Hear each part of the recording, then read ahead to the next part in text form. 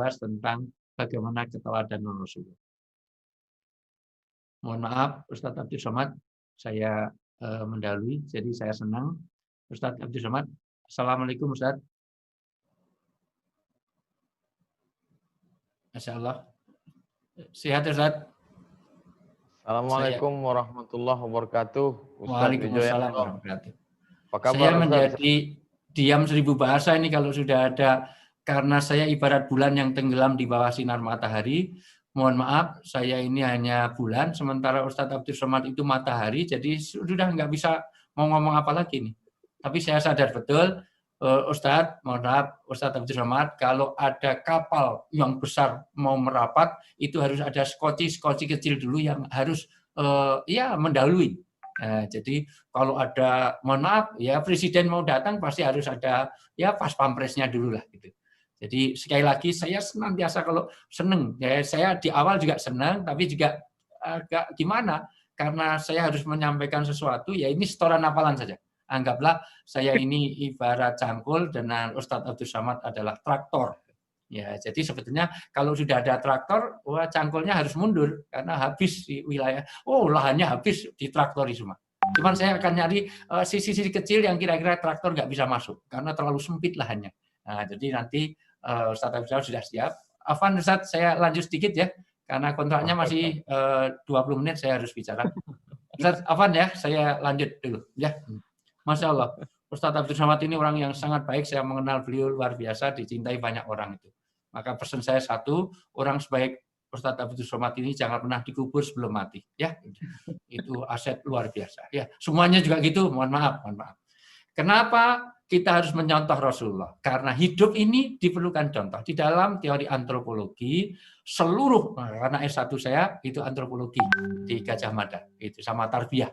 Jadi saya dapat sarjana sosial dari UGM, tapi dapat Dr. Andes dari IAIN. Saya alumnus IAIN. Dulu Dr. Andes, sekarang SAG, sarjana alam gaib. Ya itu. Dari sisi ini, mohon maaf, kenapa orang itu hidup karena meniru. Jadi awalnya manusia itu nggak bisa berenang, cuman melihat ikan berenang, maka dia belajar berenang, ciptakan perahu, ciptakan kapal, ciptakan perahu yang tenggelam di Banten, 3 orang mati kemarin di saat pandemi. Orang tadinya nggak bisa terbang karena melihat burung, maka dia meniru. Maka bikinlah pesawat pertama dengan capung, karena yang ditiru adalah capung. Jadi bentuknya segala macam kayak capung, karena asasnya adalah niru. Manusia itu nggak bisa lari kencang. Lihat kuda lari kencang, maka bikin sepeda, bikin motor, bikin mobil. Karena asas kita adalah meniru. Dan perkembangan manusia itu karena meniru. Manusia maju dan berkembang karena meniru. Maka Allah tahu, Allah bukan laqad kana lakum fi rasulillahi uswah, satu tiruan, satu contoh. Sekali lagi, kita mencontoh. Mencontoh siapa? Mencontoh orang yang pribadi, yang mempesona. Tidak ada orang sebaik beliau sebelumnya, dan tidak ada orang sebaik beliau sesudahnya. Maka kalau mengkartunkan, hati-hati. Insya Allah saya akan mimpin juga. Boykot itu semuanya. Saya setuju. Mengkartunkan orangnya. Mohon maaf, saya ini kalau punya ibu, mohon maaf, punya ibu, itu fotonya dikasih kumis saja, tak bunuh orang itu. Mosok wanita dikasih kumis, kasih itu semuanya. Padahal itu ibu saya. Apalagi itu junjungan kita. Maka laqad kana lakum fi rasulillahi uswatun hasanah.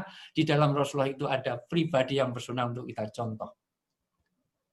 Nah, bagaimana yang dicontoh? Tentu dalam 3 hal. Surah, sirah, dan sarirahnya.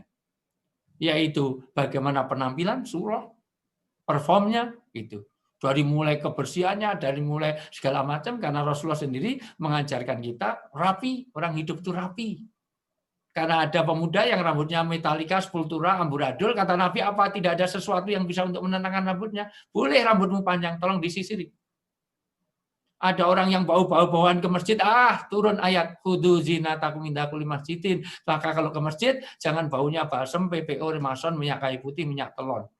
Kerokan lulu cantik-cantik, Masya Allah kerudungnya kebuka putih, dikira lehernya putih.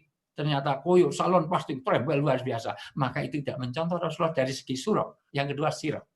Sirah adalah amalan 24 jam. Cara makan, cara tidur. Karena kencing saja punya dampak yang luar biasa. Karena kalau kencingnya nggak beres, maka istinja tidak beres, maka mohon maaf wudhunya nggak beres. Wudhu nggak beres, sholatnya nggak beres. Kalau sholat nggak beres, seluruh amalnya nggak beres. Maka siksa kubur dimulai dari apa? Dari urusan sholat, urusan dari kencing. Di dalam Islam kencing aja ada 28 aturan.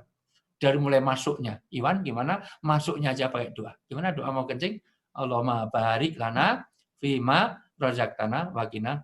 Masya Allah, luar biasa. Ya, nah, kalau mau makan gimana? Allahumma ini a'udzubika minal khubusi wal khaba'is. Masya Allah, luar biasa. Itu. Mau webinar saja pakai doa. Begitu dinyalakan on, itu videonya dimatiin terus bismika Allahumma ahya wa bismika ahmud. Makanya nanti Ustadz Abdul Samad ceramah 2 jam itu hanya masuk kuping kanan, keluar kuping kanan lagi, belum masuk udah keluar lagi. Masya Allah biasa. Maka dalam sirah 2. Ternyata kencing saja ada 28 aturan. Menghadapnya tidak boleh ke kiblat. Kalau itu diterbuka. Membukanya harus dekat dengan tempat Iwan, mohon maaf Wan. Walaupun di ruangan sendiri yang besar, mohon maaf. Toiletnya jauh, tidak boleh dibuka dari sini. Buka dari jauh terus jalan klonteng nggak boleh. Itu hanya masalah kencing. Tidak boleh di lubang binatang segala macam. Itu diatur.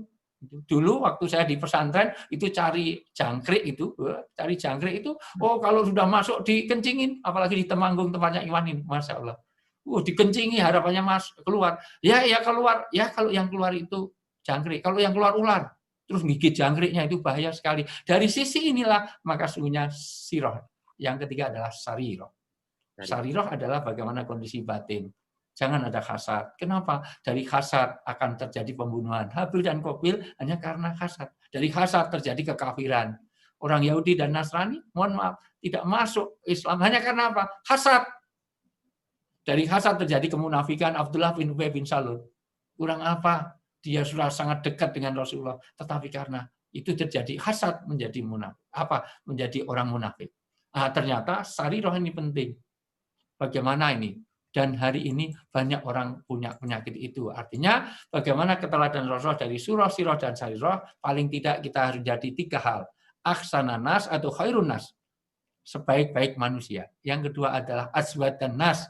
Bagaimana kita, Rasulullah adalah azwadan nas. Orang yang sangat dermawan. Gitu. Rasulullah itu sedikit-sedikit sedekah.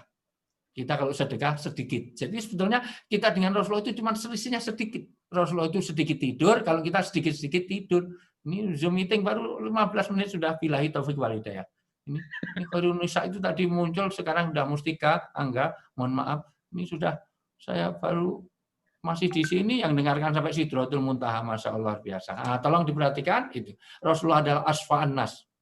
Apa kaitannya? Rasulullah sangat memberikan syafaat, memberikan pertolongan, dan Rasulullah itu luar biasa.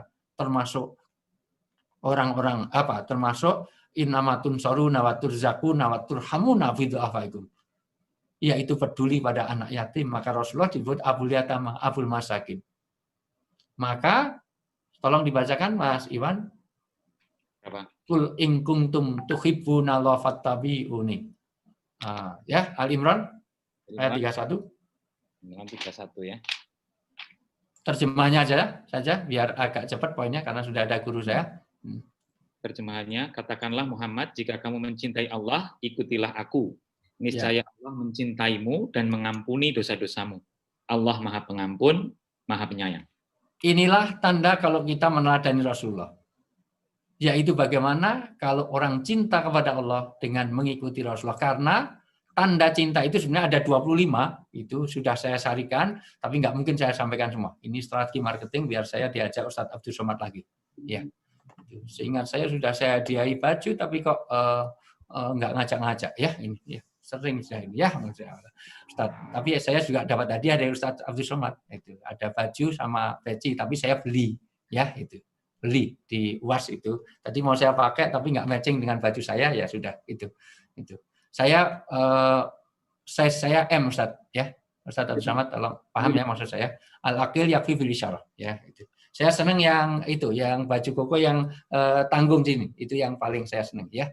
Itu sama peci yang UAS itu saya paling suka ya. Mudah-mudahan paham maksud saya. Oke. Jadi intinya adalah bagaimana orang cinta.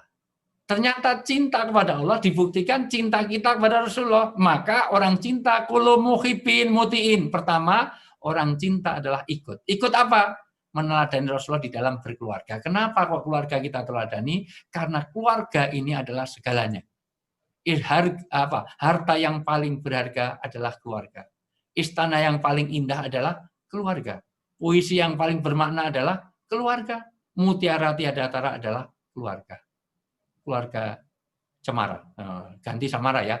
Harta yang paling berharga adalah keluarga. Istana yang paling indah adalah keluarga. Tadinya itu mau dilanjut. Itu. Tapi Mbak Novia Kolopaking sudah terlanjur hijrah, maka harus Mbak Novia harus mau pakai kerudung. Ternyata sutradaranya nggak mau. Padahal sudah kita siapkan dengan Cak Non, dengan Gus Mus, sudah mau membikinkan narasi. Saya sudah menghubungi beliau supaya diganti dengan keluarga Samara, bukan Cemara. Karena Cemara itu image-nya ke sana. Ternyata memang itu ada misi sehingga tidak dilanjutkan. By the way, sudah itu urusan sinetron dan drakor, itu bukan bahasan kita hari ini. Tapi kita teladani Rasulullah dengan mencintainya. Pertama, tanda cinta kita harus mengikutinya. Ikuti apa? Di dalam bagaimana Rasulullah membangun keluarga. Kenapa? Karena keluarga adalah baiti jannati, itu bagaimana mewujudkan surgawi. Paling tidak di dalam keluarga kita, keluarganya Rasulullah itu mohon maaf, bisa mensurgakan. Ini yang nanti akan kita bahas. Ini saya jadi pengantar saja. Paling tidak bagaimana. Di rumah Rasulullah ada nggak Bromptonnya? Nggak ada. Di rumah Rasulullah ada janda bolong nggak? Nggak ada. Nggak ada pohon janda bolong, nggak ada. Di rumah Rasulullah, Iwan tahu nggak? Mohon maaf. Di rumah Rasulullah itu TV-nya berapa in? Di rumah Rasulullah itu ada nggak kolam renangnya? Di rumah Rasulullah itu mohon maaf AC-nya berapa PK? Di rumah Rasulullah itu mohon maaf itu. Apakah ada TV, apakah ada? Enggak ada, tetapi mensurgakan. Nah, bagaimana keluarga yang mensurgakan? Kalau keluarga punya 4 fungsi utama itu. 1, jadi maskanah, tempat untuk sakinah. Yang kedua, keluarga jadi musola. Bagaimana itu ada ibadah di rumah. Nawidu buitakum bi tilawatil Quran. Yang ketiga, keluarga harus jadi maulud. Artinya di dalam rumah harus jadi maulud. Yang keempat, keluarga harus jadi madrasah. Apa kaitannya dengan ini? Madrasah 4M ini yang senantiasa saya sampaikan. Gagal kita punya rumah, kalau rumah tidak ada musola, tidak dipakai untuk musola, untuk ibadah, rumah tidak pakai untuk maskanah, untuk menentramkan, untuk kerasankan. Maka kalau ada orang suami-suami sering telat ke kantor, berarti dia sakinah di rumahnya. Atau dari kantor pengen segera pulang, berarti dia sakinah di rumahnya. Karena fungsi rumah harus membuat kerasan, membuat nyaman. Itu semuanya. Tanda orang cinta tentu dia harus ada pengorbanan. Maka kalau ada orang cinta kepada kamu, maka ujilah dengan pengorbanan. Kalau kamu cinta sama aku, maka jangan makan sabun, jangan minum oli. Nggak usah disuruh, itu pasti dihindari. Kalau cinta sama aku, maka mohon maaf, berhentilah merokok. Oh tidak bisa, saya lebih duluan kenal rokok daripada kamu. Berarti dia lebih cinta kepada rokok daripada itu. Makanya saya selalu nyarankan kalau cari istri jangan cari wanita yang berkacamata, karena wanita berkacamata cenderung kurang setia kalau udah nikah. Terbukti secara empiris, kenapa? Karena wanita yang berkacamata kalau sudah nikah, kalau bangun tidur dia tidak mencari suaminya, tapi mencari mana kacamata saya. Nggak ada hubungannya Bu, nggak usah dilepas kacamata, nggak usah lepas itu. Nah, serius, dia pisah dengan suami 2 minggu nggak masalah, tapi kacamata nggak ada 2 jam kiamat. Tanda cinta itu bukan hanya mutiin, tidak hanya, tapi ada udhiyah aja, bagaimana dia ada pengorbanan. Tanda cinta, dia akan bahagia kalau disebut namanya. Tanda cinta, dia ingin selalu bersama. Maka keluarga yang selalu bersama dengan Allah dan Rasulnya. Karena nanti, wa makana yu'adzibahum. Sesungguhnya kamu tidak akan diadab. Keluarga itu tidak akan kena adab. Wa antum fihim. Kalau ada Rasulullah bukan pribadinya terus ngambil jasadnya, jenazahnya di situ. Enggak, ada amal Rasul di situ. Maka selamanya tidak ada adab. Wahum yastaghfirun, atau sering istighfar di dalam keluarga. Kalau ada istighfar di dalam rumah tangga, ada taubat di dalam rumah tangga, perbaikan dalam keluarga. Yang kedua, keluarga ada amalan Rasul, maka sekali-kali. Begitu dalam surat Al-Anfal. Atau ditegaskan supaya mengantarkan ini. Al-Anfal 33, Al-Anfal 33. Sesungguhnya Allah tidak akan mengadab satu kaum kalau kaum itu ada Rasulullah. Maka keluarga yang kita teladani adalah keluarga sebagaimana ada amalan Rasul. 2 hal ini yang menolak. Dari balak, dari siksa Allah, itu Kalau di situ ada amal Rasul satu, yang kedua senantiasa istighfar. Ayo Al-Anfal, Iwan, agak Kalau cepat kita- Wan. Ini saya sudah pengen Pertama. segera nunggu. Saya itu sebetulnya barengan webinar, Oh ya, tapi alhamdulillah sama Ferry saya suruh nunda karena saya ingin ngaji hari ini banyak. Sudah saya siapkan catatan itu Benar. sama Ustaz Abdul Kita Somad. kan Ya, Tapi Allah tidak akan menghukum mereka selama engkau Muhammad berada di antara mereka. Dan tidaklah pula Allah akan menghukum mereka sedang mereka masih memohon ampunan. ya. Kalau dia mau istighfar atau ada Rasulullah. Rasul di situ bukan membawa Rasulullah di bawah situ, tapi bagaimana amalan Rasul. Nah, maka bagaimana Maulid ini membawa amal Rasulullah di dalam rumah kita. Itu luar biasa. Tanda cinta selalu ingin bersama Allah. Makanya orang cinta menggabungkan itu. Ya, namanya Iwan, isinya Meka. Maka kalau tanda tangan Imek gitu. Yang susah kalau namanya Umar, partainya Rini gitu.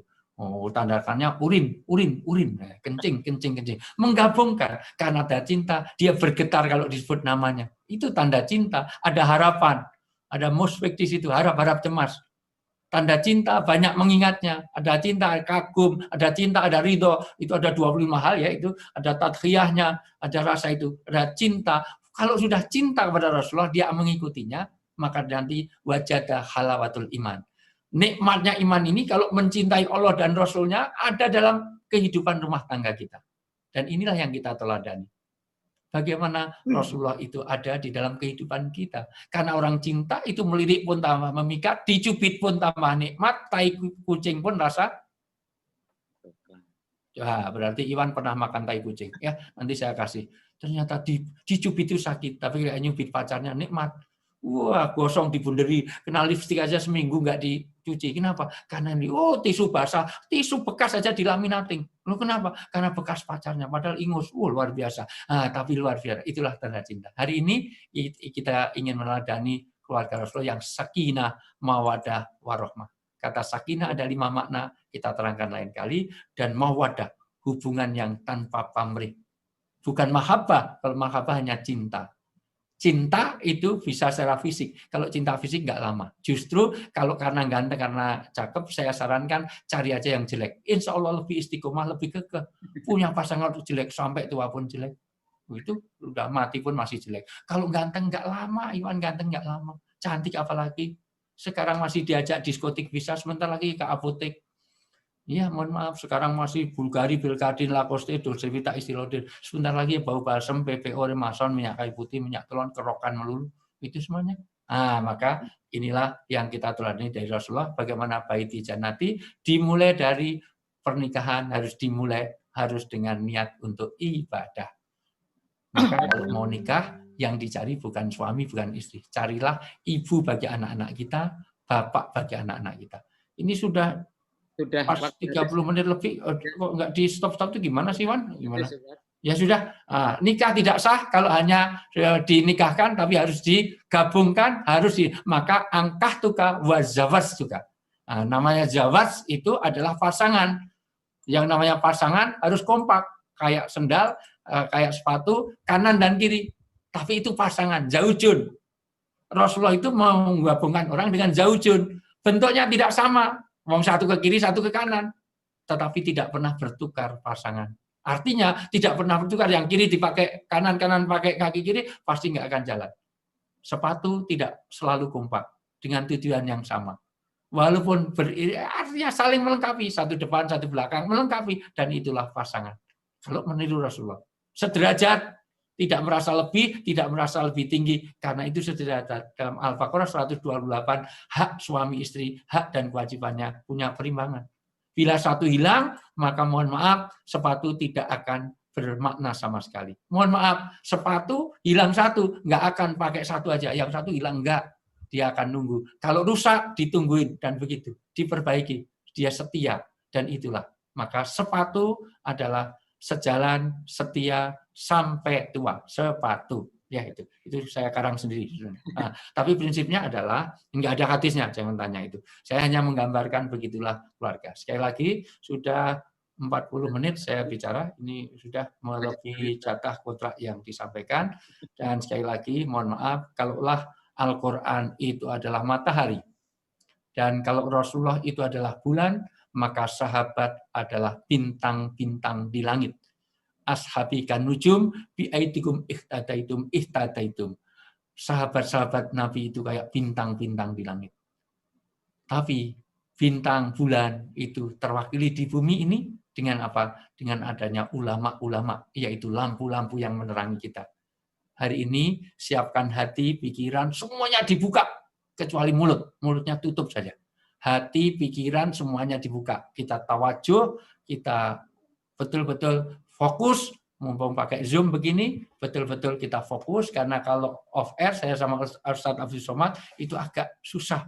Off air itu ibu-ibu kumpul pasti akan ramai sendiri, apalagi kalau sudah pengajian di off air, mohon maaf, kadang-kadang cari sandaran di belakang, Masya Allah. Makanya kalau kuliah di luar negeri, cari orang Indonesia itu gampang. Asal duduknya di belakang, nggak pernah tanya, itu pasti mahasiswa dari Sumatera Utara, tetangganya Ustadz Abdul Somad. Udah, itu. Intinya itu, pengantar saya. Mungkin ada pertanyaan untuk ini, nggak ada. Baik, kalau tidak ada, saya kembalikan kepada Iwan, dan guru kita sudah ada, maka nggak layak dan tidak sopan kalau saya mengambil jatah berlebihan. Baik, kurang lebih mohon maaf itu.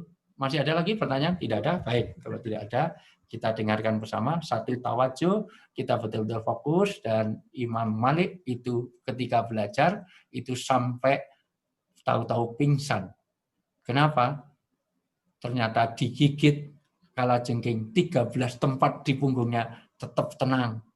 Tidak ada apa-apa, karena fokus, karena tawajuh kepada gurunya Ustadz Abdul Somad. Nah, kita dengarkan dengan tawajuh, apalagi cuma digigit nyamuk, jangan bergetar sama sekali. Digigit kalajengking 13 saja, kita harus tetap tawajuh. Udah, ini saya molor-molor terus, biar Ustadz Abdul Somad langsung siap. Ya, saya kembalikan, Wan. Gitu. Udah. Terima kasih, Ustadz Wijayanto, atas tausiahnya sebagai pembuka dari kajian kita malam hari ini. Kita undang guru kita, Ustadz Abdul Somad, untuk tampil di layar, dan kita bersyukur sekali pada malam hari ini beliau bisa menyempatkan waktu untuk kemudian mengajar kita semua. Marilah kita sama-sama menyiapkan diri kita, membuka hati dan pikiran supaya apa yang beliau sampaikan, termasuk juga tadi yang sudah disampaikan oleh Ustadz Wijayanto, bisa menjadikan pelajaran buat kita semua. Bagi Bapak dan Ibu sekalian yang ingin bertanya, silahkan nanti ditulis saja di chat box, dan kemudian nanti akan dipilih oleh kita pertanyaan-pertanyaannya, karena sangat tidak mungkin untuk kemudian nanti misalnya semua pertanyaan yang kita bacakan. Tapi semoga pertanyaan-pertanyaan yang masuk bisa sesuai atau relevan dengan topik yang ada, yaitu meneladani keluarga Rasulullah Shallallahu Alaihi Wasallam. Kita tunggu Ustadz Abdul Somad sudah. Ya, kita tunggu beliau.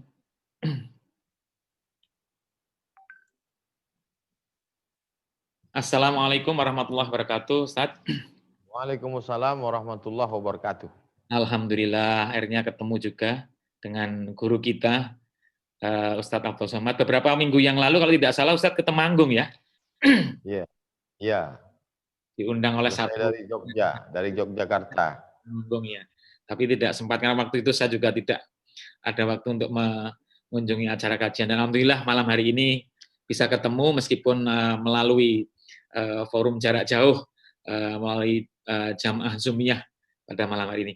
Ustadz, waktu dan tempat saya persilahkan untuk menyampaikan tausiahnya, mungkin selama 30 menit, dan nanti apabila 2 jam. 2 jam. Itu request dari semuanya, 2 jam. 30 menit itu cuman singkat banget. Ya. Abdul Somad dari Ustadz Wijayanto minta 2 jam mewakili jamaah sekalian. Maka Ustadz. Bismillahirrahmanirrahim. Assalamualaikum warahmatullahi wabarakatuh. Waalaikumsalam warahmatullahi wabarakatuh. Alhamdulillah, wassalatu wassalamu ala Rasulillah wa ala alihi wa sahbihi wa man tabi'ahu wa mawalah. Rabbi shrah li sadri wa yassir li amri wa hlul 'uqdatam min lisani yafqahu qawli. Yang sama-sama kita hormati guru kita Ustadz Wijayanto, para jamaah, pembawa acara, moderator kita Pak Iwan, Insyaallah kita semua dimuliakan Allah Subhanahu wa taala. Amin ya rabbal alamin. Nabi Muhammad SAW itu ketika setiap orang bertemu dengan dia susah untuk melupakannya, sangat berkesan di hati mereka, sampai-sampai mereka menggelar dia dengan gelar Al-Amin. Kalau yang menggelar Nabi Muhammad SAW itu Al-Amin adalah Abu Bakar, Umar, Utsman, Ali, itu sesuatu yang wajar karena sahabatnya, karena temannya. Tapi gelar Al-Amin itu jauh sebelum beliau menjadi Nabi. Yang memberi gelar Al-Amin itu adalah Abu Jahal, Abu Lahab, tokoh-tokoh masyarakat kafir Quraisy. Artinya beliau sudah memberikan kesan baik dulu terhadap musuh-musuh itu. Makanya ketika beliau menerima wahyu dari Allah Subhanahu wa taala, mereka sulit untuk membalik Al-Amin itu menjadi Al-Kadzab. Sulit untuk membalik Al-Amin itu menjadi Al-Khain. Kenapa? Karena memang 40 tahun dia digelar dengan Al-Amin. Jadi pelajaran pertama dari Nabi SAW adalah bagaimana memiliki kepribadian yang memukau.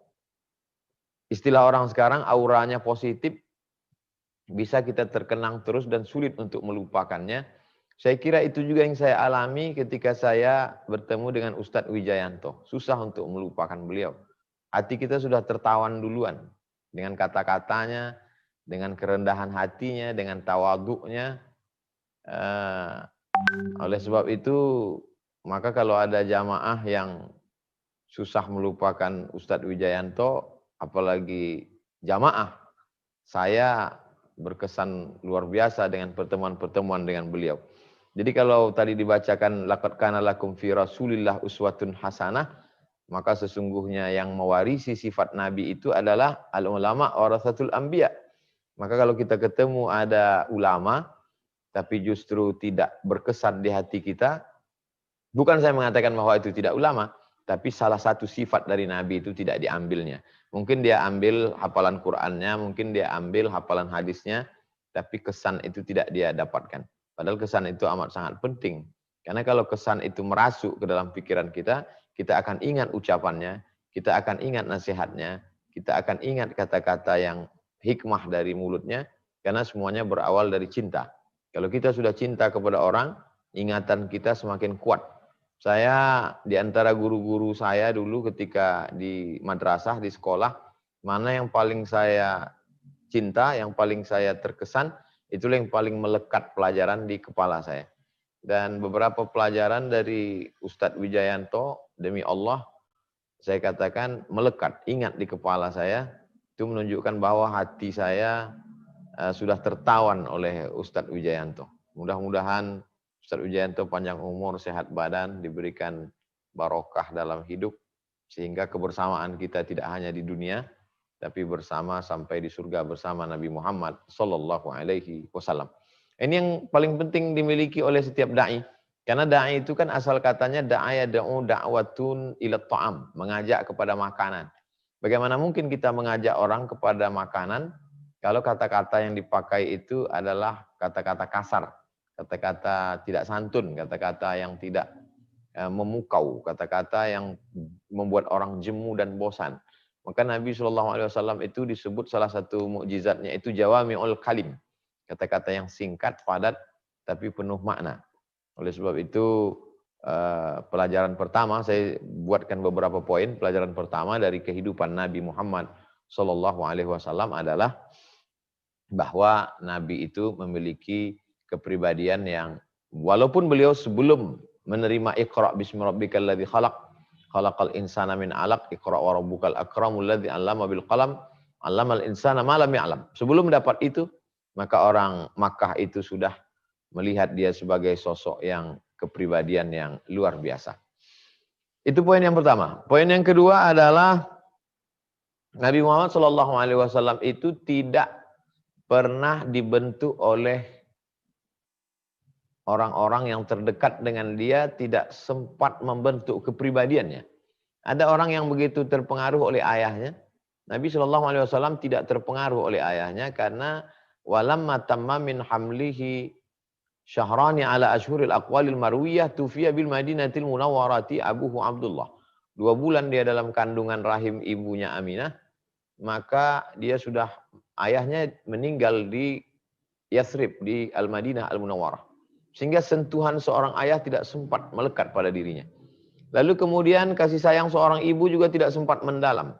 Karena di saat dia perlu peluk cium kasih seorang ibu, di situ pula dia dipisahkan Allah Subhanahu wa taala dari ibunya. Lalu kemudian pula dengan lingkungan sekitarnya juga tidak memberikan bekas terhadap kepribadiannya. Karena lingkungan di sekitarnya itu pezina, pejudi, penipu, pembohong, pemabuk. Tapi Nabi SAW tidak berzina, tidak mencuri, tidak menipu, tidak mabuk, tidak pernah melakukan tindakan seperti yang dilakukan oleh sekitarnya. Lalu kemudian Nabi SAW tidak bisa membaca. Maka disebut dalam selawat, Allahumma salli ala Sayyidina Muhammadin Nabil Ummi. Ummi artinya la yaktub wa la yaqra. Tidak menulis, tidak membaca. Huwallazi ba'atsa fil ummiyina rasulan minhum. Dia yang mengutus kepada kaum yang ummiyin, yang buta huruf itu, rasulan minhum, seorang rasul yang sifatnya sama dengan mereka. Tidak bisa tulis, tidak baca. Jadi ada 4 yang mempengaruhi manusia. Keempat-empat ini tidak mempengaruhi Nabi Muhammad SAW. Ayah, ibu, lingkungan, bacaan. Bacaan tidak mempengaruhi kepalanya, karena dia tidak bisa membaca. Lingkungan juga tidak mempengaruhi, karena tidak ada sifat-sifat masyarakat Makkah itu pada dirinya. Ibunya tidak bisa mempengaruhinya, karena dia tidak sempat mendapatkan kasih seorang ibu. Ayahnya juga tidak berbekas pada dirinya, karena dia tidak sempat mendapatkan kasih sayang seorang ayah. Lalu murni pendidikan Nabi itu adalah Addabani Rabbi fa ahsana ta'dibi. Aku dididik oleh Allah Subhanahu wa taala. Lalu bagaimana, apa pelajaran yang bisa kita ambil dari sini? Bahwa kita mesti mengambil ajaran Islam itu murni bersih dari intervensi manusia. Sebagaimana Allah Subhanahu wa taala membersihkan Al-Qur'an yang tidak ada di dalamnya la ya'tihil batilu min baini yadayhi wala min khalfih. Di depan, di belakang, di kanan, kiri, di atas, di bawah, di luar, di dalam, bersih daripada campur tangan manusia. Maka Nabi SAW itu wama yantiqu anil hawa. Dia tidak mengikuti hawa nafsunya, in huwa illa wahyun yuha, melainkan wahyu dari Allah Subhanahu wa taala. Maka inilah yang membuat kita semakin yakin bahwa Nabi SAW itu innaka laminal mursalin. Engkau adalah salah satu dari utusan Allah Subhanahu wa taala. Jadi orang-orang barat orientalis itu mengkaji Islam dan mereka terbagi kepada 3. Satu kelompok yang amat sangat benci kepada Islam sehingga menimbulkan Islamfobia. Ini yang masih berkesan pada masyarakat Amerika dan Eropa yang amat sangat ketakutan dengan kebangkitan Islam. Salah satu penyebabnya itu adalah karena pemikir-pemikir mereka yang dulu awalnya untuk mencari kelemahan Islam, datang ke negeri Islam, belajar tentang Islam, menulis tentang Islam, dan memunculkan fobia, ketakutan tentang Islam. Kelompok yang kedua simpati terhadap Islam, menulis tentang Islam yang positif, tapi tidak mau masuk Islam. Entah karena takut atau karena sesuatu, tapi tidak melihatkan dirinya bersyahadat. Sedangkan kelompok yang ketiga adalah belajar tentang Islam, mendapat hidayah, bersyahadat, merubah namanya, menulis tentang Islam. Secara keseluruhan sebenarnya hanya satu kelompok yang memusuhi, 2 kelompok ini sebenarnya pro kepada Islam. Karya-karya mereka inilah yang bertarung, tapi kemudian yang muncul itu adalah kebencian yang luar biasa yang kita lihat hari ini. Tapi insya Allah kalau umat Islam ini terus, apalagi kita punya suatu senjata yang luar biasa, yang sampai Duta Besar Prancis menghubungi Syekhul Azhar Syekh Muhammad Thayyib, supaya umat Islam sebagai pemimpin tertinggi umat Islam di Mesir, Grand Syekh Al-Azhar menghentikan boikot itu. Tapi Syekh Azhar bersikap tegas, begitu juga dengan Syekh Ali Jum'ah, ulama karismatik Mesir, tidak ada tawar-menawar dengan penghina Nabi Muhammad SAW. Akhirnya gerakan boikot ini terus. Oleh sebab itu maka kepribadian Nabi SAW yang murni, tidak ada intervensi campur tangan manusia itu akan ditunjukkan oleh anak-anak bangsa ini sendiri. Mereka yang akan menunjukkan bahwa benar kedatangan Nabi SAW itu tidak ada intervensi manusia, bukan hasil pikiran, bukan rekayasa, bukan dari hati, tapi tanzilal azizir rahim, turun dari Allah Subhanahu wa taala. Jadi kalau pada masa Nabi masih hidup mereka bisa melihatnya dari mukjizat, bagaimana kalau Nabi sudah meninggal dunia? Apa yang bisa dilihat? Itulah bedanya mukjizat Nabi SAW dengan mukjizat Nabi Musa. Tongkat Nabi Musa tak ada lagi. Itulah bedanya mukjizat Nabi SAW dengan mukjizat Nabi Isa. Nabi Isa menyembuhkan orang lumpuh, orang buta, menghidupkan orang mati biiznillah. Tapi kemudian setelah dia tidak ada, mukjizat itu pun hilang. Tapi mukjizat Nabi SAW kekal abadi sampai hari ini Al-Quran. Maka kalau Al-Quran ini dijelaskan oleh para saintis, dijelaskan oleh para dokter, ayat-ayat Al-Quran tentang penciptaan manusia, ayat Al-Quran yang bercerita tentang manusia ini dari nutfah, berubah menjadi alaqah, berubah menjadi mudghah, berubah menjadi izam, fakasawna al-izama lahma, thumma ansha'nahu al-khalqan akhar, fatabarakallahu ahsanul khaliqin. Kalau itu dijelaskan oleh anak-anak kita yang belajar di barat, dengan teori medis kedokteran menjadi spesialis kandungan, dia jelaskan pakai bahasa mereka, bahasa Prancis, bahasa Inggris, maka itu akan menunjukkan kebenaran Islam bahwa tidak mungkin seorang yang tidak bisa tulis baca bisa mengetahui tentang proses kejadian manusia di alam rahim dengan sedemikian detailnya, lengkap dengan jumlah hari-harinya. Inna ahadakum yujma'u khalquhu fi batni ummihi 40 yawman nutfah, 40 hari dalam bentuk sperma. Semayakunu alaqatan mithla dhalik, 40 hari dalam bentuk darah. Semayakunu mudghatan mithla dhalik, 40 hari dalam bentuk segumpal daging. Maka insyaAllah sesuai dengan janji Allah dalam Al-Quran, sanurihim ayatina fil afaq. Kami akan tunjukkan ayat-ayat tanda-tanda kebesaran kami di atas alam semesta. Wa fi anfusikum. Bahkan ada tanda-tanda kebesaran kami di dalam diri kamu. Hatta yatabayyana lahum annahul haq. Sampai jelas bagi mereka bahwa agama ini benar, datang dari Allah. Lalu kemudian, afala ta'qilun, kenapa kamu tidak berpikir? Oleh sebab itu, apa yang terjadi pada syariat Nabi Muhammad SAW hari ini adalah bagian dari skenario Allah Subhanahu Wa Taala. Bagaimana dulu 11 September itu pemicu orang mencari tentang Islam. Setelah itu Eropa berduyun-duyun bersyahadat. Mereka mulai mencari apa itu Islam, apa itu Muhammad SAW. Bad news. Berita jelek, tapi bagi media itu justru adalah berita baik. Karena itu adalah iklan gratis tentang Islam. Dulu ketika mereka melihat Islam ini sebagai agama primitif, agama teroris, agama yang disusupi oleh setan, Nabi Muhammad dapat bisikan-bisikan dari iblis.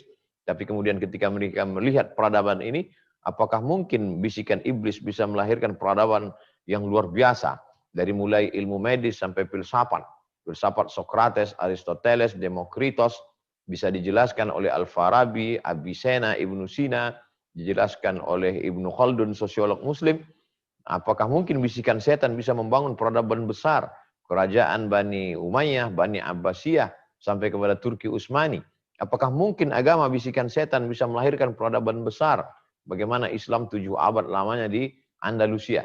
Oleh sebab itu, apa yang kita lihat hari ini itu sebenarnya adalah pemicu untuk orang semakin menggali tentang Islam. Kita tahu beda antara budaya kita di timur dengan di barat. Di barat sebagian yang mungkin akan marah, mengamuk, membunuh, tapi di balik itu akan lahir cendekiawan-cendekiawan yang mulai menggali tentang manuskrip-manuskrip Islam. Kita tahu sebagian besar manuskrip-manuskrip kita itu berada di Leiden, Belanda. Karena mereka ketika menjajah kita, mereka ambil dari mulai keris-keris kita, tombak-tombak kita, sampai tulisan-tulisan ulama kita, dan itu siapa yang akan mengkajinya? Mereka mengambilnya, mereka akan mengkajinya, mereka akan menggalinya, karena kebangkitan Islam di Afrika sudah, kebangkitan Islam di Jazirah Arab sudah, kebangkitan Islam di Asia Tenggara sudah, masa kerajaan-kerajaan Islam, kerajaan Demak, kerajaan Siak, kerajaan para Ahlul Bait di Kalimantan dan Sulawesi, Brunei Darussalam, Malaysia, kerajaan-kerajaan Melayu. Tapi kebangkitan Islam di Rom yang dijanjikan Nabi sebelum hari kiamat itu akan terwujud. Ada orang mengatakan bahwa Rom itu adalah Syam, yaitu ketika Islam kuat di Damaskus. Ternyata Syam bukan Rom, karena Syam itu hanyalah provinsi dari Roma. Ada yang mengatakan bahwa yang dimaksud dengan Rom itu adalah Konstantinopel. Tapi sebenarnya Rom itu bukan Konstantinopel. Rom yang sebenarnya adalah Eropa. Dari pusat Eropa itu akan berkumandang azan. Dari pusat Eropa itu akan tegak syariat. Tapi bukan dengan pedang. Bukan dengan meledakkan kedutaan. Bukan dengan membunuh. Islam itu akan bangkit dengan ilmu pengetahuan. Begitu prediksi dari ulama besar dari Turki bernama Syekh Said Nursi. Begitu juga yang dilanjutkan pemikiran itu oleh Profesor Ismail Razi Al-Faruqi. beliau melihat perlu mengkombinasikan antara sains dan teknologi. Sains, teknologi dengan Islam. Ada orang yang amat sangat paham tentang Quran, hadis, fikih, tapi buta sains dan teknologi. Sebaliknya ada di satu negeri orang yang amat sangat paham sains dan teknologi, tapi buta dengan Islam. Maka ketika ini dikombinasikan, integrated curriculum, maka akan lahirlah tokoh-tokoh pejuang-pejuang Islam sebagai dulu pernah lahir pada masa Bani Umayyah di bawah kepemimpinan Khalifah Abu Ja'far Al-Mansur. Ketika kitab-kitab Islam itu diterjemahkan, ketika kitab-kitab dari Yunani itu diterjemahkan ke dalam bahasa Arab, umat Islam membaca, menggali, maka muncullah ilmu-ilmu baru, sehingga ilmu baru itu kemudian dibawa oleh mereka ke Andalusia, dan mereka belajar di Andalusia. Kita tahu bahwa universitas tertua itu adalah Universitas Qarawiyyin, tepatnya pada abad ke-9. Eropa baru punya universitas abad ke-12, tiga abad, 9, 10, 11, 12. 9, 10, 11, 12. 3 abad setelah umat Islam punya Universitas Qarawiyyin, barulah mereka punya Universitas Oxford, Harvard, Sorbonne, universitas yang mengembangkan ilmu pengetahuan. Maka peradaban Barat amat sangat berhutang budi terhadap peradaban Islam.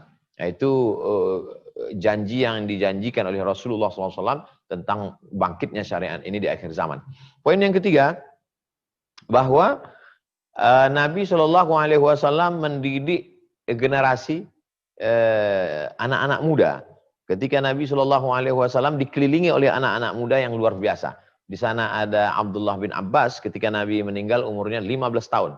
Di sana ada Abdullah bin Umar ketika Nabi meninggal umurnya 18 tahun. Di sana ada Anas bin Malik ketika Nabi meninggal umurnya 20 tahun. Karena ibunya Ummu Sulaim menyerahkan kepada Nabi ketika Nabi sampai di Madinah. Lalu kemudian dia berkata ketika Nabi meninggal, khadimtun nabiyya 10 sinin. Aku melayani Nabi selama 10 tahun. Maka kalau begitu saat Nabi meninggal umurnya 20 tahun. Beberapa bulan, beberapa hari Nabi menjelang meninggal, Nabi mengangkat seorang panglima perang bernama Usamah bin Zaid. Zaid itu sendiri pernah disebut Zaid bin Muhammad karena dia anak angkat Nabi. Sampai turun ayat, "Makana Muhammadun aba ahadim mir rijalikum." Muhammad bukan bapak kamu, walakin Rasulullah wa khataman nabiyyin. Tapi dia adalah Rasul utusan Allah dan penutup para nabi. Maka dipanggillah dia Zaid bin Harithah. Dia punya anak bernama Usamah bin Zaid. Umur 18 tahun diangkat Nabi SAW sebagai panglima perang. Lalu kemudian ada penterjemah, translator Nabi. Penterjemah Nabi, kalau ada surat-surat dari orang Yahudi, dia yang membacakan. Surat Nabi, dia yang menulis dan menterjemahkannya ke dalam bahasa Yahudi, Bani Nadir, Bani Quraizah, Bani Qainuqa, Yahudi Khaybar. Dia adalah seorang sahabat bernama Zaid bin Thabit. Ketika Nabi, Abu Hurairah yang paling banyak menghafal hadis, yang paling tua di antara mereka berusia 33 tahun. Jadi usia mereka adalah 15, 18, 20, 33 ketika Nabi meninggal. Tentu ketika Nabi masih hidup mereka lebih muda lagi. Ketika Nabi mendidik generasi ini, maka setelah Nabi meninggal mereka inilah yang menonjol ke depan. Menonjol ke depan dalam bidang ilmu pengetahuan. Maka 7 di antara sahabat Nabi yang paling banyak menghafal hadis dan menyebarkannya itu, ya anak-anak muda ini. Di antaranya Abdullah bin Umar, Abdullah bin Abbas, Abdullah bin Amr bin As, kemudian Zaid bin Thabit, termasuk Aisyah. Aisyah, khudhu nisfa dinakum min Humaira. Ambillah setengah agama kamu dari Humaira. Nah, pelajaran yang ketiga ini adalah bagaimana kita mencetak kader-kader. Mungkin saat ini kita secara ekonomi boleh kalah, saat ini kita secara politik umat Islam boleh kalah, tapi dalam pendidikan tidak boleh. Idza waqan ala ahadikumul qiyamah.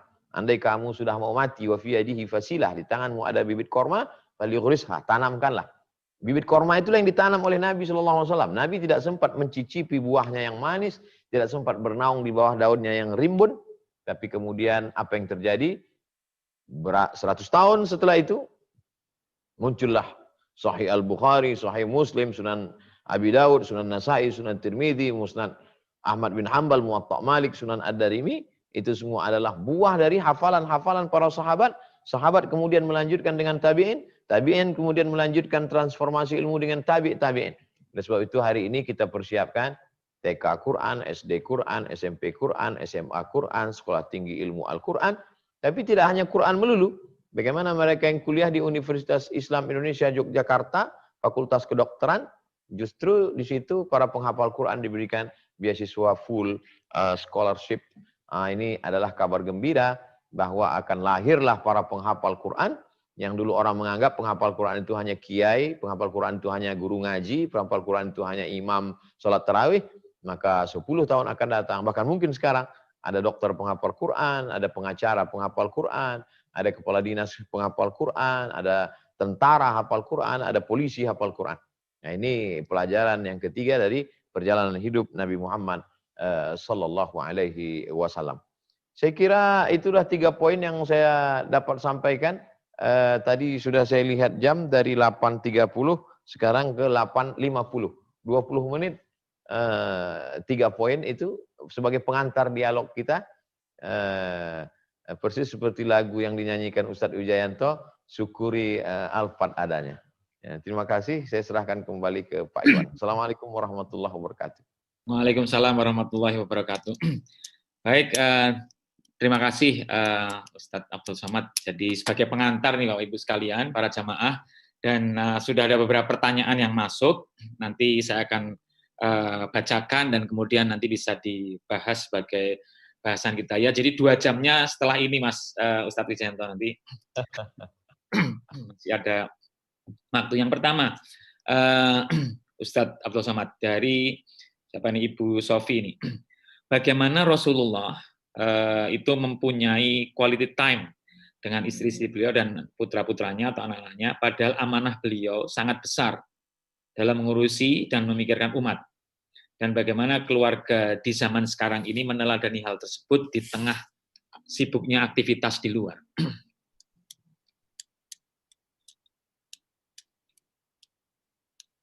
Bisa diulang Mas Iwan? Ini dari Ibu Sofi, pertanyaannya. Jadi bagaimana Rasulullah itu mempunyai quality time dengan istri-istri beliau dan anak-anaknya, padahal amanah beliau itu sangat besar dalam mengurusi dan memikirkan umat. Dan bagaimana keluarga zaman sekarang ini meneladani hal tersebut di tengah sibuknya aktivitas yang kita miliki bersama. Pertama, waktu manusia itu dihabiskan oleh radio. Dari mulai tutur tinular, babat tanah leluhur, mantili, kemudian mak lampir. Kemudian dihabiskan oleh televisi. Dari yang disebut Ustadz Wijayanto, Cemara tadi, yang mau dirubah jadi Samara. Kemudian Sengsara Membawa Nikmat, kemudian Siti Nurbaya. Lalu muncullah channel-channel, tahun 90 muncul Mahabharata, lalu sekarang drama Korea dan lain sebagainya. Lalu kemudian muncul lagi yang lebih menghabiskan daripada itu adalah, kalau dulu satu kampung itu TV-nya 1, yang punya TV cuma Pak Kades, anak RT, anak RW boleh duduk di depan. Sekarang satu orang TV-nya 3, karena masing-masing punya channel. Channel bapaknya, channel ibunya, channel anaknya. Ini jadi habis sebenarnya waktu itu ya karena itu, hingga quality time itu tidak ada. Lalu kemudian kita terjebak pada rutinitas-rutinitas yang sehingga waktu itu tidak berkualitas. Nah, sedangkan Nabi SAW itu waktunya amat sangat berkualitas. Jangankan kita bandingkan dengan Nabi yang 1400 tahun yang lalu, kita bandingkan saja dengan kakek mbah kita sekitar 50 atau ya saya masih ketemu dengan kakek saya sekitar tahun 80-an, 40 tahun yang lalu. Mereka berangkat pagi mereka tetap sholat subuh berjamaah, habis sholat subuh kemudian sempat sarapan pagi, lalu kemudian sempat bercengkrama dengan keluarga, habis itu baru dia ke sawah. Nanti di sawah dia masih sempat makan siang, kemudian sholat zuhur, jam 1, jam 2, lalu kemudian pulang. Setelah pulang masih sempat duduk ngobrol segala macam, lalu kemudian sholat maghrib ke masjid, dari maghrib ke isya ngaji, ba'da isya ada pengajian. Artinya 40 tahun yang lalu pun kehidupan orang amat sangat beda dengan sekarang. Berangkat sebelum azan subuh, sholat subuhnya kadang nggak jelas karena macet, lalu dengan di kantor sibuk dengan itu nggak sempat sholat berjamaah, sholatnya di ujung waktu, yang wudhu zuhur bisa nyampai ke asar, lalu kemudian sholat maghribnya juga, akhirnya sholat tinggal, sedekah nggak pernah, pengajian sama sekali nggak pernah. Akhirnya orang berpikir, nantilah Kak saya mulai ngaji ini tobat setelah pensiun. Itu. Jadi sudah terbentuk di kepalanya, nantilah setelah pensiun aja. Nah, jadi saya mau mengatakan, kalau kakek mbah kita yang 40 tahun yang lalu saja waktunya masih berkualitas, apalagi Nabi Muhammad SAW. Jadi jangan bayangkan Nabi itu perangnya 24 jam. Ada saatnya berperang, tapi ada saatnya beliau berada di rumah, beliau menerima tamu. Makanya ada tiang di situ namanya ustuanatul wufud, tiang. Ada namanya ustuanatul sarir, tempat tidur. Karena waktu itu beliau iktikaf. Ada namanya ustuanatul haris, tiang penjaga. Karena di situ tegaknya Sayyidina Ali. Di depan itu ada ustuanatul wufud, tempat Nabi menerima tamu. Jadi Nabi masih sempat menerima tamu, mengimami sholat berjamaah, menyampaikan khutbah, memeluk Sayyidina Al-Hasan, Sayyidina Al-Husain. Jadi kalau kita lihat kehidupan Nabi SAW itu adalah menempatkan sesuatu pada tempatnya, ada target-target yang mau dicapai, tidak habis pada sesuatu kegiatan yang tidak menentu. Sekarang kita dengan sahabat-sahabat teman dekat pun tidak bisa, karena terhalang oleh handphone. Karena handphone ini selalu mengajak kita untuk mencari berita tentang orang jauh. Padahal seandainya kita ketemu pun dengan orang jauh itu dekat, tidak juga seakrab itu karena akan mencari yang jauh lagi. Nah, jadi alat komunikasi ini betul-betul satu sisi ya memang positif. Tapi di sisi kita pun bisa bertatap muka hari ini karena alat multimedia komunikasi ini. Tapi kalau kita tidak bijak menggunakannya, maka waktu kita akan habis. Adapun waktu Nabi SAW amat sangat sempurna. Beliau masih sempat qailulah, tidur siang. Sekarang orang jangankan tidur siang, malam pun tidak tidur. Karena sibuk dengan sesuatu yang tidak penting. Makanya kalau mau melihat kualitas keislaman seseorang, kata Nabi, min husni islamil mar'i tarkuhu ma la ya'nihi. Kalau mau melihat kualitas keislaman seseorang, lihatlah bagaimana dia meninggalkan sesuatu yang tidak penting. Nah, kira-kira kita ada punya standar tidak? Ini enggak penting, kurang penting, penting, sangat penting, amat sangat penting. Jadi kalau tidak penting, ya mengapa dia menghabiskan waktu kita? Nah, saya kira demikian. Wallahu a'lam bishawab. Terima kasih, Ustadz.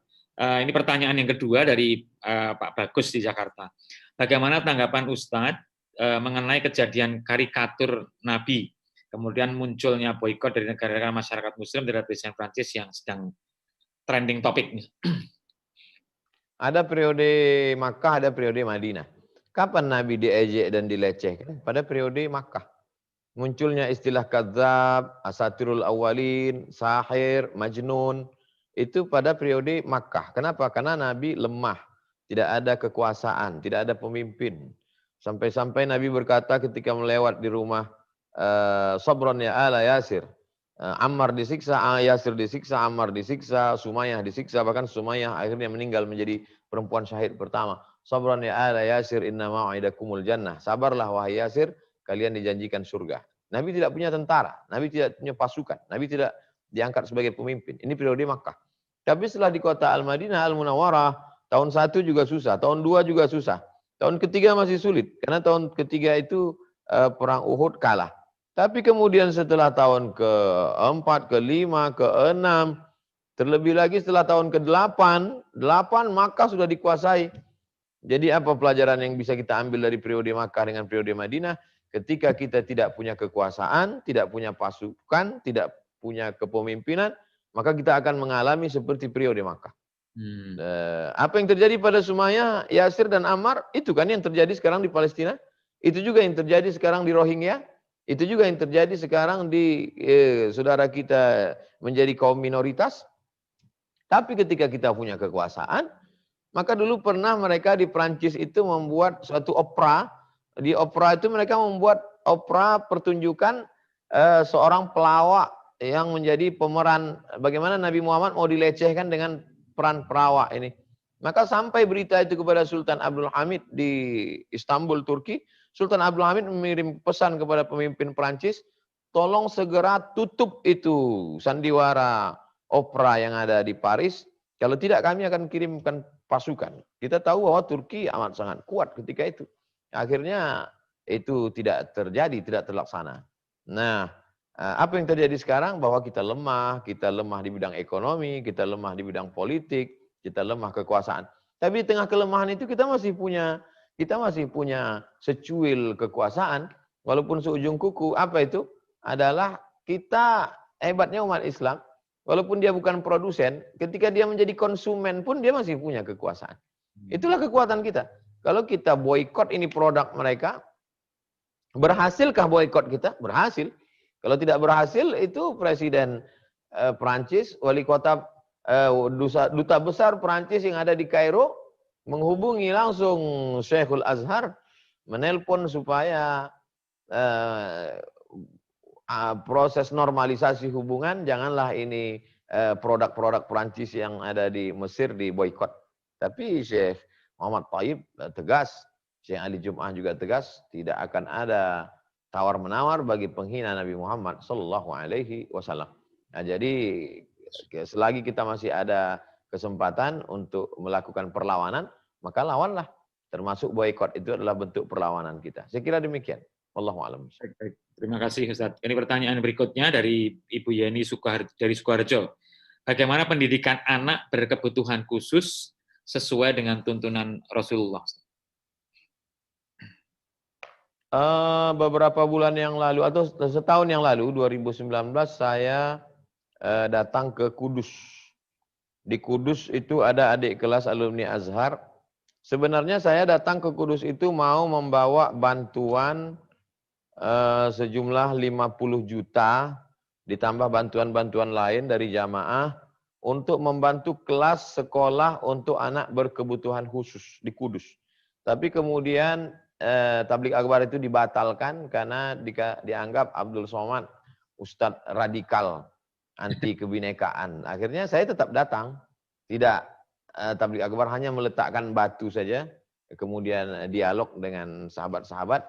Jadi di sekolah di Kudus ini, sekolah untuk kebutuhan khusus ini, gurunya dibagi 3 shift. Satu guru itu 8 jam. Satu guru itu mengawal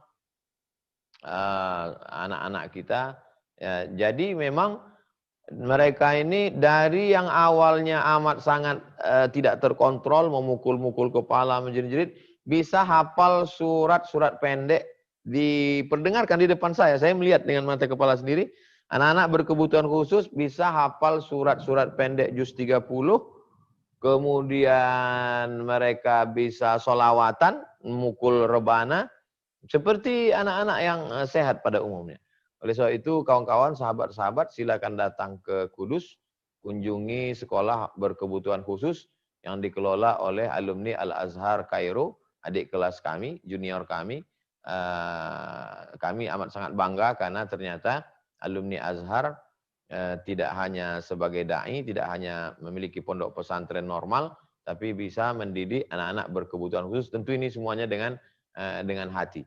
Mereka ini memakai formula ini, menggabungkan apa yang mereka pelajari dari hadis-hadis Rasulullah SAW dan real, bukan teori. Buktinya nyata. Saya lihat sendiri dengan mata kepala saya. Demikian. Wallahu a'lam. Ustadz ingat namanya, nama sekolahnya? Saya lupa nama pondok. Nanti saya kirim ke Ustadz Wijayanto. Oke, ya. Terima kasih. Ini kemudian yang pertanyaan berikutnya dari akun Wijdana. Assalamualaikum Ustaz, saya ingin bertanya bagaimana menyikapi sikap atau sifat tidak sabar yang lazim ditemukan pada orang tua muda zaman sekarang dalam menghadapi anak usia dini 0 sampai 6 tahun. Seperti apa yang sebaiknya dicontoh dari Rasulullah SAW? Nabi SAW pada suatu ketika dia sedang duduk, di sampingnya ada seorang anak kecil di bawah 6 tahun. Kemudian di depan anak kecil itu ada ceret tempat air minum. Lalu kemudian Nabi SAW ngomong ke anak kecil itu, boleh nggak kalau saya ambil air minum ini? Lalu anak kecil itu mengatakan, boleh, silakan ya Rasulullah. Lalu kemudian Nabi mengambil air minum itu.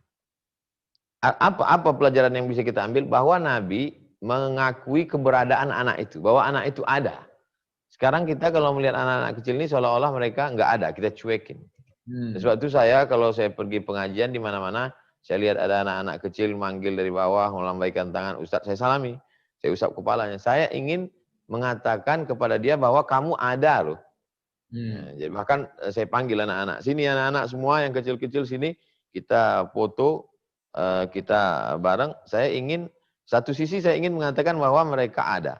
Yang kedua, kalau foto itu mereka simpan, syukur-syukur mereka cetak, itu akan berkesan buat mereka dan jadi amal jariah buat saya.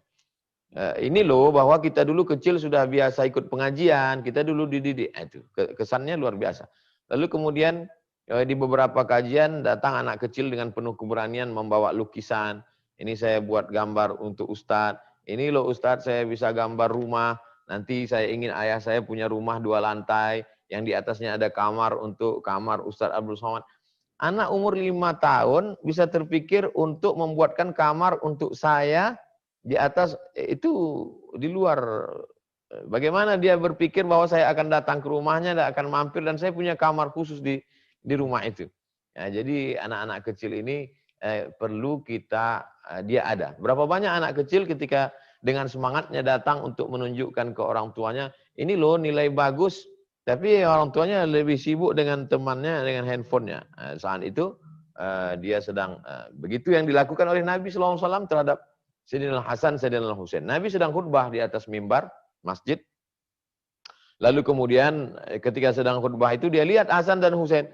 Karena rumah Nabi dengan rumah Nabi, kalau kita sedang khutbah di atas mimbar, rumah Nabi sebelah kanan, di belakang rumah Nabi itu rumah Sayyidatuna Fatimah dengan Sayyidina Ali. Kemudian Sayyidina Hasan dan Husain sedang berebut baju.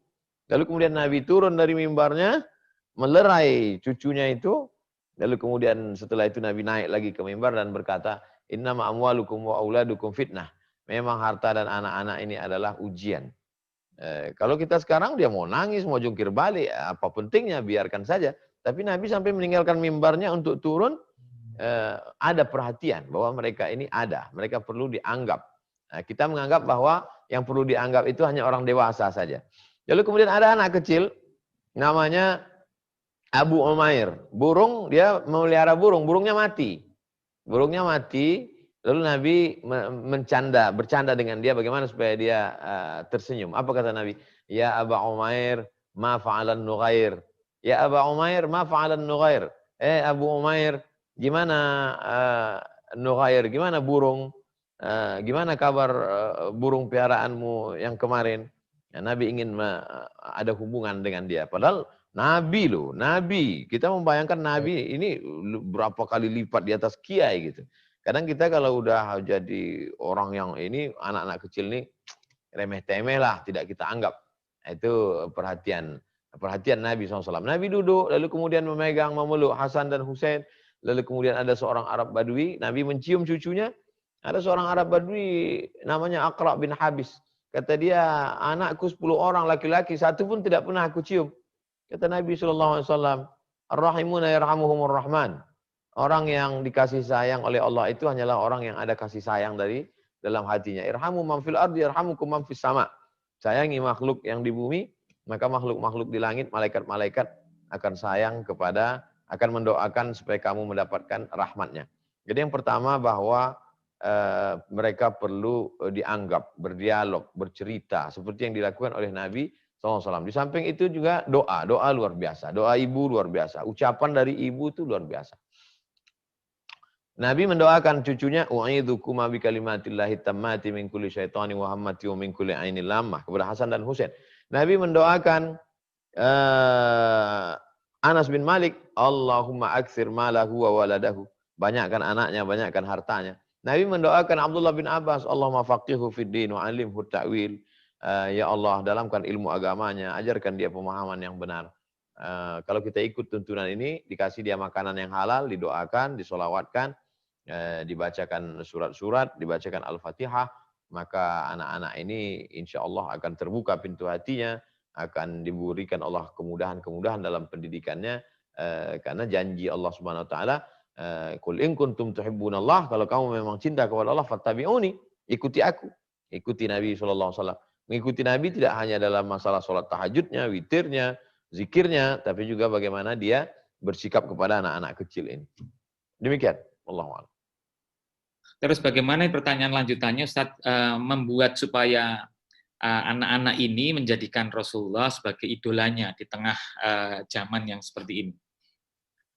Sekarang alhamdulillah saya pernah disuguhi buku karikatur Ustadz Abdul Somad, dicetak oleh Gema Insani Press, karikatur Abdul Somad.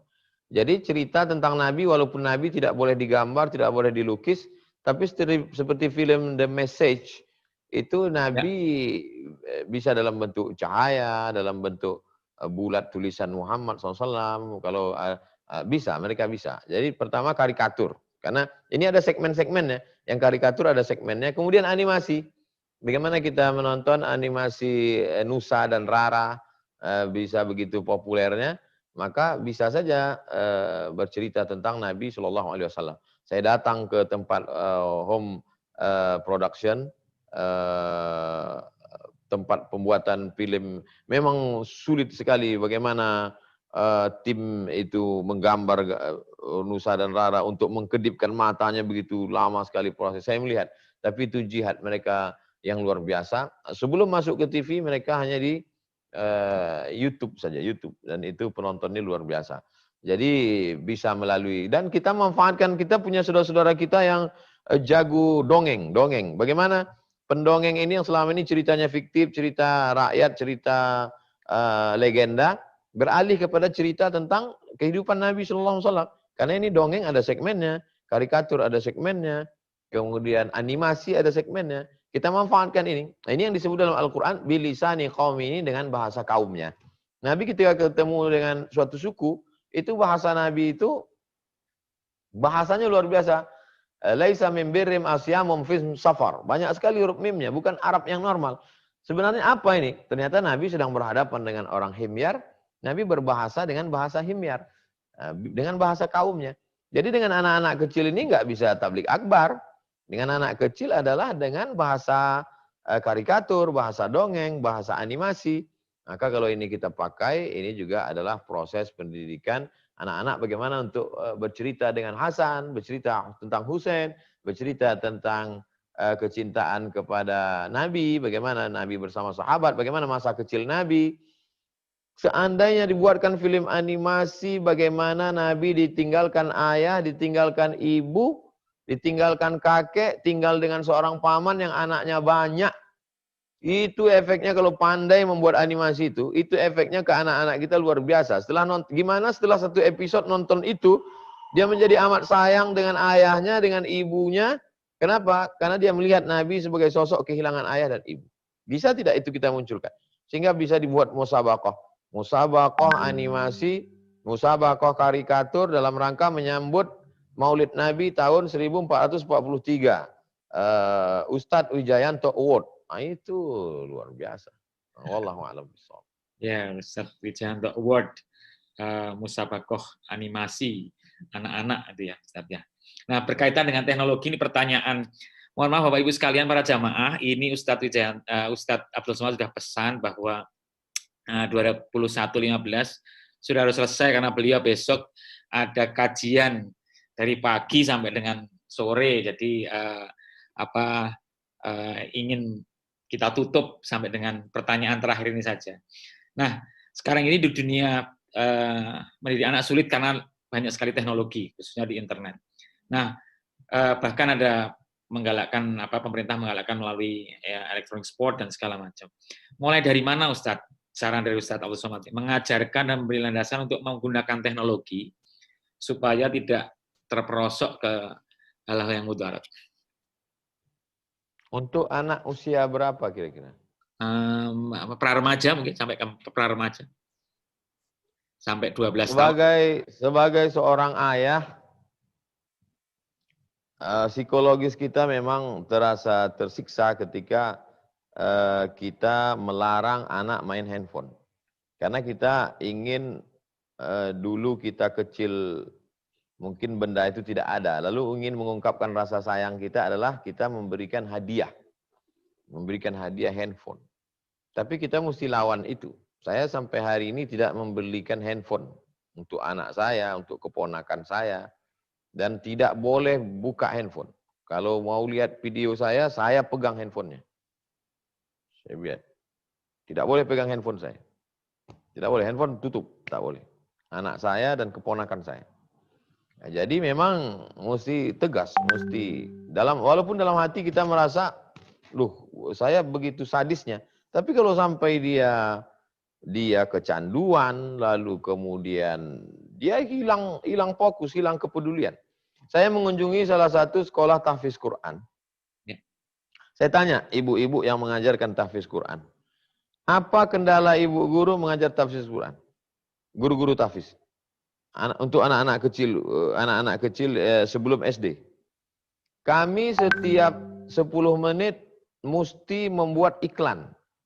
Jadi guru ini ketika mengajar, Bismillahirrahmanirrahim, amma yatasa'alun, 'anil naba'il 'azim, alladzi hum fihi mukhtalifun, kalla saya'lamun, thumma kalla saya'lamun. Setiap 10 menit, guru-guru ini mesti menutup Quran dan cerita lain tentang iklan, lalu saya tanya, kenapa begitu?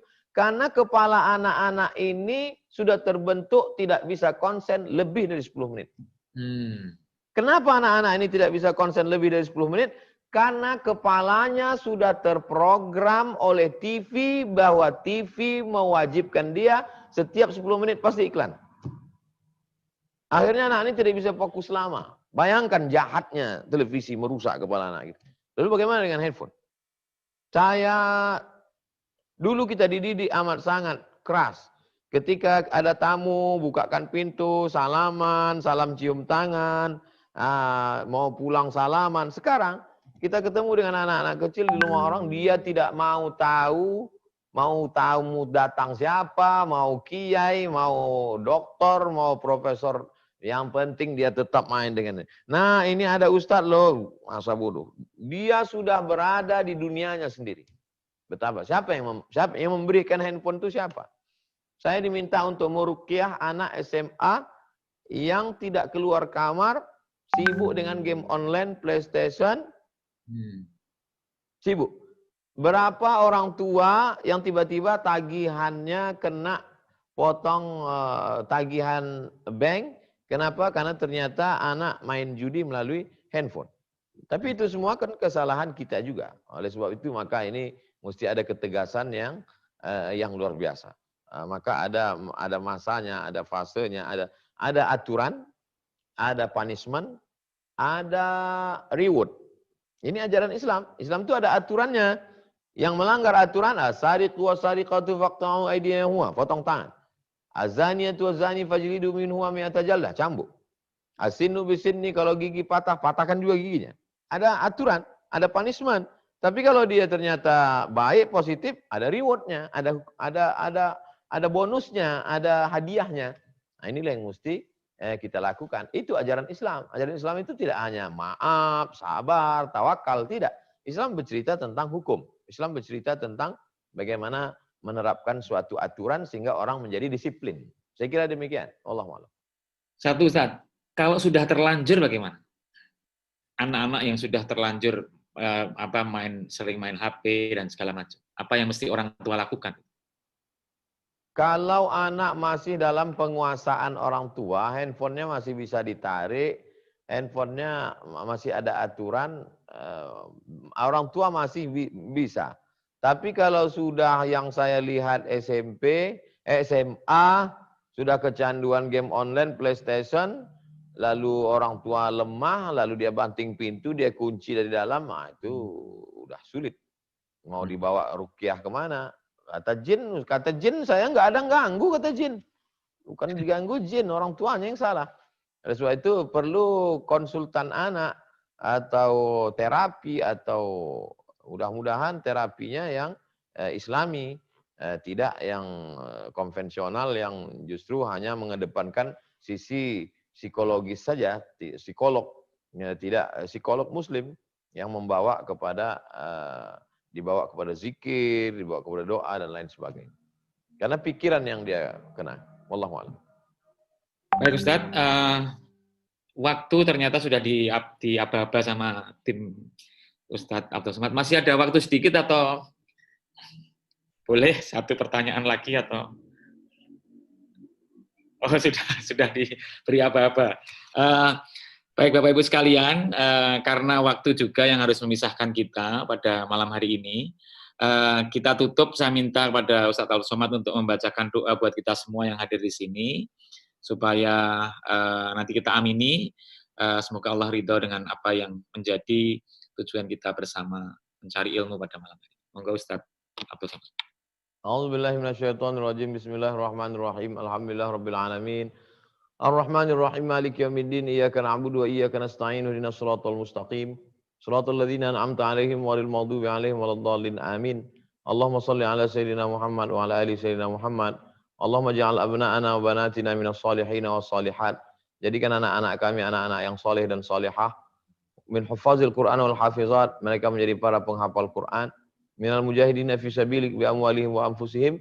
Mereka akan menolong agamamu dengan harta dan nyawa mereka, ya Allah. Ketika kami mati, mereka membisikkan ke telinga kami, la ilaha illallah Muhammadur Rasulullah.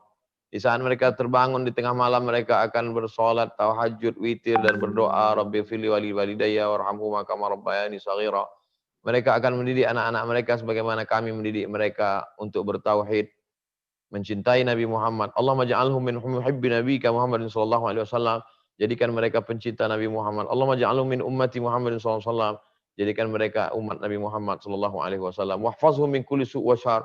Jaga mereka dari segala perbuatan maksiat. Allahumma dfa' anhumul ghala wal waba wal fahsya wal riba wal zina wal munkar. Jaga anak-anak kami dari narkoba, dari ketergantungan internet, game online, PlayStation. Bersihkan hati dan pikiran mereka dari syirik, dari ateis. Jauhkan mereka dari liberal dan komunis.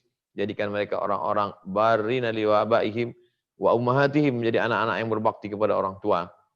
Rabbana fil lana dzunubana, ampunkan dosa kami, wali walidina, kedua orang tua kami, wali masyayikhina, kiai-kiai kami, wali zu'ama'ina shalihin, pemimpin-pemimpin kami yang saleh. Allahumma ja'al hadzal balada baladan aminan mutmainnan ya'tihi rizquhu min kulli makan. Jadikan Republik Indonesia negeri yang aman, damai, terbuka pintu rezeki dari segala penjuru. Allahumma khtim lana bi husnil khatimah wa la takhtim alaina bi su'il khatimah. Wa sallallahu ala sayyidina Muhammad wa ala alihi washabbihi wasallam. Walhamdulillah rabbil alamin.